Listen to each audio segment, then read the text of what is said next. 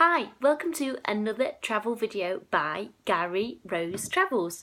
Please click like and subscribe to our channel for more videos, and also visit GaryRoseTravels.com for all the best budget backpacker advice, and you can now find Gary Rose Travels on Facebook.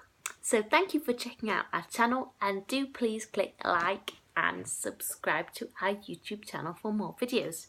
So this video is titled India Travel Guide Northeast. So as you can guess, it's all about travel in India in the Northeast. So why have I decided to make this video? Before I launch into it, I'm going to just explain briefly why. So basically, having done lots of research online and also having read lots of guidebooks, you will know that there are lots and lots of different travel advice websites and videos and vlogs and blogs and guidebooks for the main tourist areas in India, these being Delhi, Mumbai, even parts of Calcutta, Goa, Golconda, Rajasthan, all these places, and of course Agra and the Taj Mahal. Now all these places are really well documented and well visited, and this is obviously for a really good reason, that they are amazing sites. However, there is not an awful lot of information on the Northeast, and this is mainly because it is known as the final frontier. In India, it's known as the last stop in India before it becomes something very different. There's not a lot of information in the guidebooks, there's not a lot of information online, there's not a lot of blogs or travel videos. So Gary and I have spent many months up there researching, we've got stuck in, we have gone deep and far and wide to bring you the very best Northeast advice.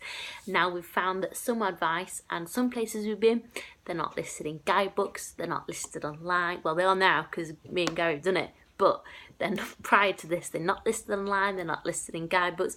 So really we are privy to that information, and we can now share that information with you, dear backpackers and fellow adventurers. So basically, that is why we decided to make this video. The Northeast is brimming with adventure, is brimming with off the beaten track stuff. There's loads to do, there's loads to see, and if you like your adventure raw and your adventure thick and fast, definitely visit the Northeast. But don't visit the Northeast before you've watched our videos and before you've watched this travel series, because you will not know what to do first. So basically, that is why I've decided to make this video.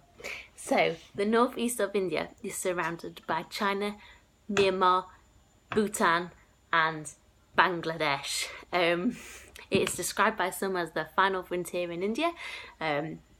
As I said, it is raw, it is in your face, and you have to be, I'm going to say it, your balls have got to be big and you've got to be ready for adventure, because once you leave Guwahati, which is the main city in the northeast, it all gets pretty fruity pretty quickly. So it is known as the final frontier, basically. The northeast is not for the faint-hearted, but it is full of adventure. Tourist infrastructure is lacking in most parts, aside from Guwahati and Shillong, which I will cover in these later videos. But as I said, we have spent many months there, so you can get all the best advice. So what do we mean by Northeast India? So the Northeast is broken down into 7 states. I think I can remember them all now. We've got Assam, we've got Arunachal Pradesh, we've got Nagaland, we've got Manipur, we've got Mizoram, Tripura, and we have got Meghalaya.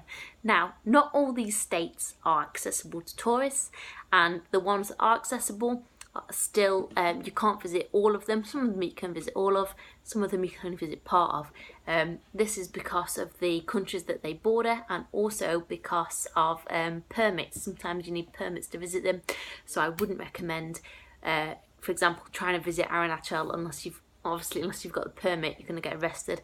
But I wouldn't recommend their visiting unless you've got a month, because the permit lasts a month it requires a month. I wouldn't recommend going unless you've got $100 to pay for the permit and a month to dedicate to it. Other parts, you can visit the states, but you can only visit certain areas of them. Again, this is because of where they border, and also because as you head up to the northeast, when you get to Guwahati, you will see that there is an increased army presence. This is because of the countries they border. Think China, because India, China are not friends, and also because there's quite a lot of refugees often crossing into Bangladesh and into India, and also they don't want people trying to get into the other countries. The borders can be a little bit blurred at times. It's not really official crossings, so the army has to go and monitor it to see what's happening up there.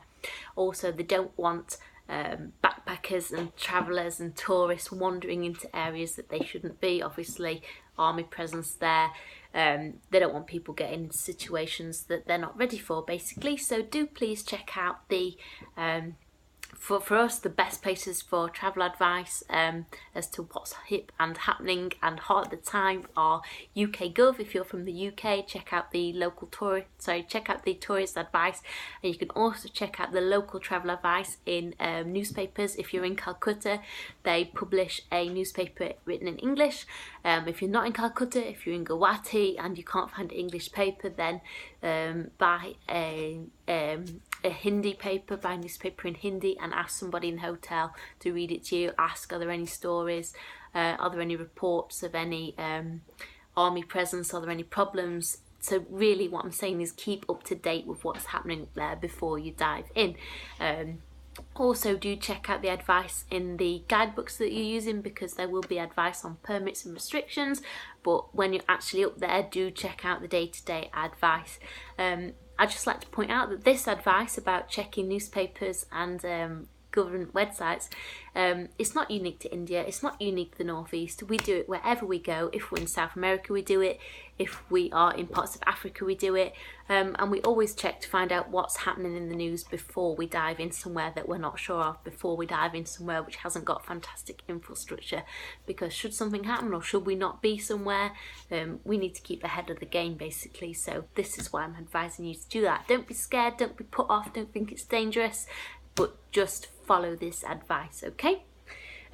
So basically, in my videos, I've included a breakdown of the most popular tourist spots.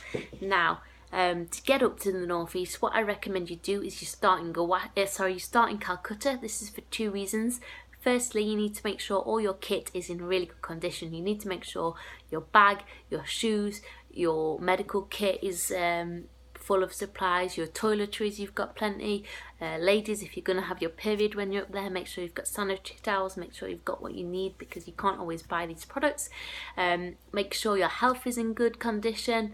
Make sure you've got everything you need, basically. If you need your shoes repairing, your bag stitching, or your kit is mouldy, get all this sorted in Calcutta. Get it ready, because as I said, infrastructure is not great and you don't want to be caught out with your kit laying you down. Also, another reason for starting in Calcutta is that you want to make the most of the tourist infrastructure. You want to make the most of the frothy coffees and the tourist food, because after you leave Guwahati, you can't really get it anywhere else. You can get a little bit in Shillong, but after that ship has sailed, I'm afraid. So if you like your lattes and your coffee day, as they have in India, then cash in Calcutta, because that just doesn't happen in most of the northeast. Okay, so that's why I recommend starting in Calcutta. Now, to get up to Guwahati, you can either fly from Calcutta up to Guwahati, which is I think it was about £50 we paid for our flight. We've done it many times. We've also gone from Delhi, but I'm not going to talk about that now because it was like a 50-hour train journey. That's for another story. So you can fly, it was about £50, or you can get the train up. These are two methods I recommend. Obviously, if you're short on time, but you have money, then fly. Or perhaps you just want to fly because it's more comfortable, isn't it? Or you can get the train. You can also head straight to Guwahati, or you can head from Calcutta up to New Jalpaiguri, and then on to Darjeeling, and then across to Guwahati. or you can head straight to Guwahati. Up to you. New Jalpaiguri, that's really hard to say, is basically the changing stop for Darjeeling. Darjeeling is a hill station. It's very nice, it's very scenic, and if you want to head there first, absolutely fine. Then throw a right to Guwahati, or you can go straight to Guwahati. Basically, we call Guwahati the Guwahati Gateway because to get in and out of the northeast, you have to go through Guwahati. So, excuse me. So basically that's my breakdown of what to expect in the northeast. In my next video I'll be talking all about Guwahati, what to see, what to do, how much to spend, where to stay, where to go, everything basically to do with Guwahati to get you well prepared. So I hope you've enjoyed this video. I hope it's given you, inspired you and given you some advice on the northeast. Do please come back for my further videos and I will see you next time.